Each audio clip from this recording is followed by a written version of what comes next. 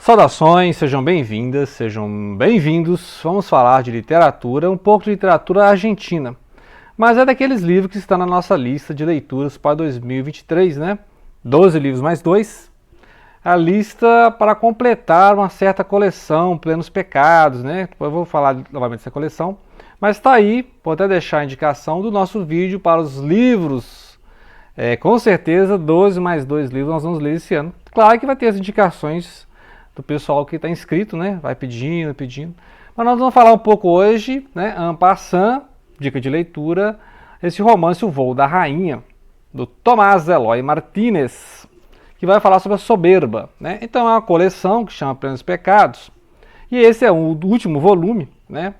Em que ele vai falar a vida aqui do jornalista, o Dr. Camargo, com as suas aventuras amorosas, né? Dr. Camargo, que tem a abertura do livro, assim, já aparece um pouco A Janela Indiscreta, que é um filme do Hitchcock, né? Dos anos 50.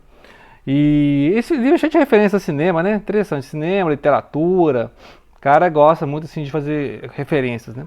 Mas ele lembra muito o Janela Indiscreta, porque o que é o Janela Indiscreta? O filme é que o cidadão, um fotógrafo, né? Está acidentado, e ele passa o tempo olhando, né, os vizinhos da janela, né? Então tem uma luneta lá, uma máquina, né?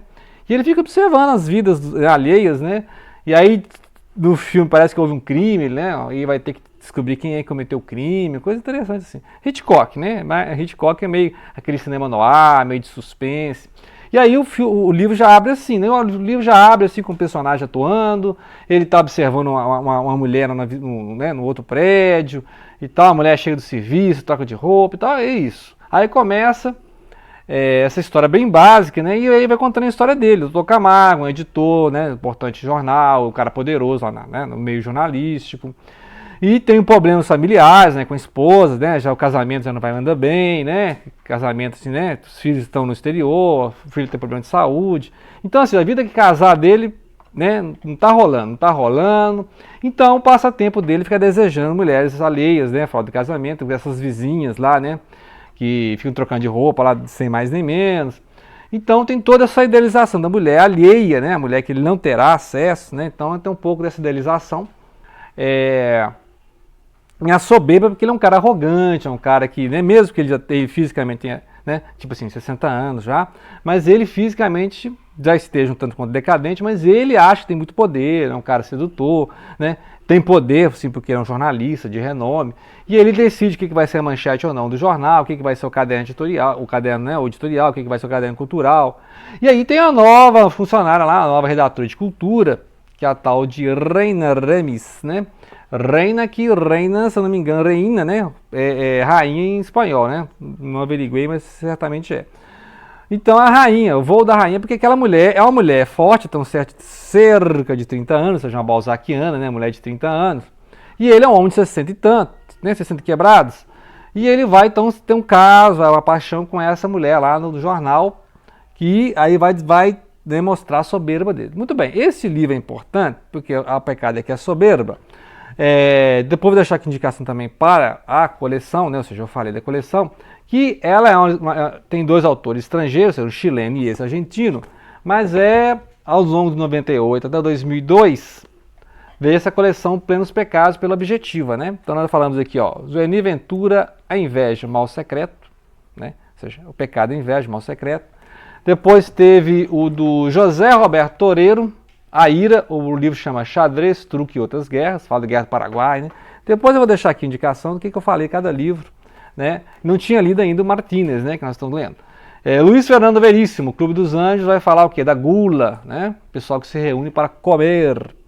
Depois você tem A Luxúria, é o livro A Casa dos Budas Ditosos, do João Baldo Ribeiro, aquele do Sorriso Lagarto, né, e tal.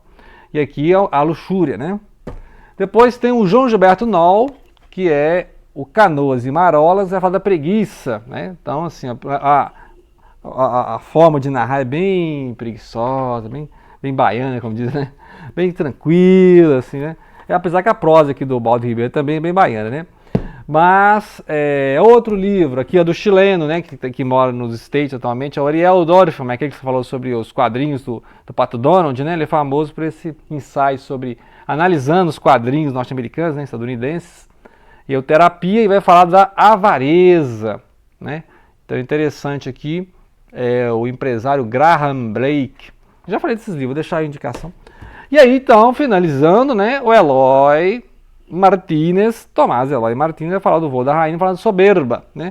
Então aqui vai ter muita referência a cinema, literatura, contos do Borges, né? Então a parte que ele fala aqui de trechos do Funes El Memorioso, né? Que parece que o Dr. Camargo também é cheio de memória, de filme, né? A narrativa dele é cheia de... Ele lembra cenas de filmes, cenas de romance, né? Então é interessante que é aquele livro assim para que faça referência a outros livros. Que é um livro desse tipo? O Encontro Marcado de Fernando Sabino. Encontro Marcado de Fernando Sabino é recheado de referência a outros livros. Então, eu li esse livro há mais de 20 anos atrás, a partir do Encontro Marcado, eu fui reconstruir toda uma história da literatura sul-americana, literatura europeia, literatura de BH, né? Então é interessante. Esse aqui é outro, né? É igual o Borges, né? O Borges também faz referência a livros que existem e que não existem, né? Ele cria os livros. Então, aqui você tem basicamente isso. Então ele faz referência a filmes do Hitchcock, né? Contos do Borges, acidentes ocorridos, o acidente do Concorde, né? Lá nos anos 2000, início dos anos 2000, em que ele aposentou o Concorde, né? Ele caiu lá na França, matou 109 pessoas a bordo, mais 4 pessoas estavam no hotel, lá na cidadezinha lá. Então aí, 3 anos depois, aposentaram o Concorde. Não tem mais. O Concorde é aquele supersônico, né? Não tem mais. As referências ao Proust, a obra do Proust, que é legal do Proust, gostava de ouvir músicas, né? A questão de músicas, bandas melancólicas, U2, R.E.M., né? U2 uma banda irlandesa, R.E.M., uma banda índia norte-americana, dos anos 90. Então, ele vai fazendo um monte de referências, né? E o importante aqui é o seguinte, ele é um cara de 60 anos, né? Então já está aquela meia-idade, né? Já está se questionando essas suas questões amorosas, a família. E aí agora ele vai se ver nas mãos, né? Será que ele vai conquistar essa nova redatora, né? Será que ele vai conquistar essa Reina Remis, né? E ao mesmo tempo que ele vai discutindo questão, será que ela entende de cinema, né? Então, por exemplo, morreu lá um ator famoso, Robert Mitchum, né? Ah, você conhece esse ator? Mas você é muito jovem para conhecer esse ator, né? E aí ele vai com esse papinho, né? Sobre cultura, sobre artistas, e ao mesmo tempo que ele vai fazendo história da Argentina, né? Lembrar da Argentina, lá o caso dos senadores, escândalos de corrupção que existe em todo o país, né?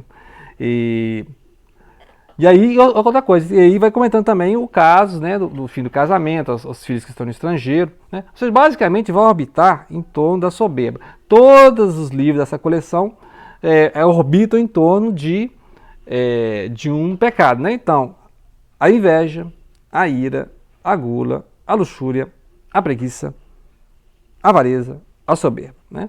Então, ou seja, ele vai movendo justamente a soberba, o sétimo pecado dessa série, é o mais prolífico dos vícios capitais. Com um desejo desordenado de glória e superioridade, a soberba também é considerada a forma básica do pecado. Foi ela a responsável pela desobediência primeira, a de Adão, que provou do fruto proibido com a ambição de tornar-se Deus. O protagonista deste livro também brinca em muito de ser Deus. Então ele é um poderoso homem da imprensa, que é o quarto poder, né? O pessoal fala que é o quarto poder, e ele decide, né, quais são as manchetes, o que vai para o jornal, o que vai cortar, o que vai selecionar. Lembrar que toda notícia de jornal, aconteceu algum fato, mas o jornal vai cortar o que interessa aos donos do jornal, a quem patrocina, né? Então a notícia nunca é aquilo que aconteceu, né? Parte de algo que aconteceu, né? Mas a notícia sempre é infiltrada, né? Sempre tem um enfoque, sempre tem um ponto de vista. Raramente, né? Você tem aquela notícia plural em que tem vários pontos de vista, né? Então você pode ler 5 jornais, 6 jornais por dia. Já fiz a experiência uns 20 anos atrás de ler 5 ou 6 jornais de tendências diferentes. Então tinha a mesma notícia do governo. E aí, por exemplo, um jornal que é alinhado com o governo vai falar uma coisa.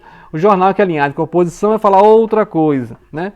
Então é interessante como é que a notícia existe, né? Existe o fato lá, mas o jornalista que foi encomendado para escrever a notícia vai fazer uma outra visão dessa notícia, um outro viés, uma outra perspectiva, muitas vezes ideológica, do que aconteceu de fato, né? Então a imprensa é o quarto poder por isso, porque ela pode elevar certos personagens políticos, né? E pode também levar à decadência, né? Decretar a decadência desses personagens. Então ele mostra esse homem muito poderoso e ele vai agora encontrar, com essa soberba dele, né? Ele vai encontrar uma mulher à altura. E aí será que ele vai conquistar essa nova redatora, né? Então é interessante.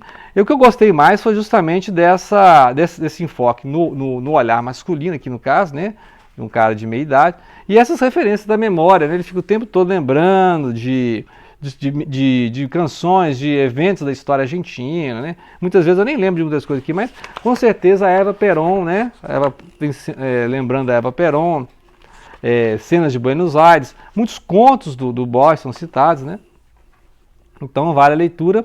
E para fechar, né, a coleção, como eu falei, vou deixar aí a indicação do vídeo que eu fiz sobre a coleção. Eu não tinha ainda lido este, né? E finalmente eu consegui, né, ler agora este do Martínez, O Voo da Rainha, né?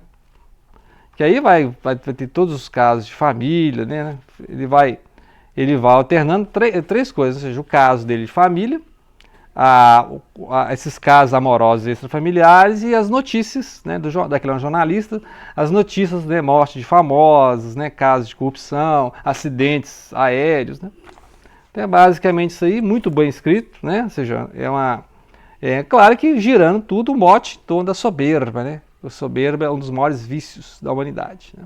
Ok? Então, grato pela atenção, vamos ler essa coleção, está disponível, acho que em várias bibliotecas tem disponível, A Plenos Pecados, publicado pela Objetiva, de 1998, 99 a 2002.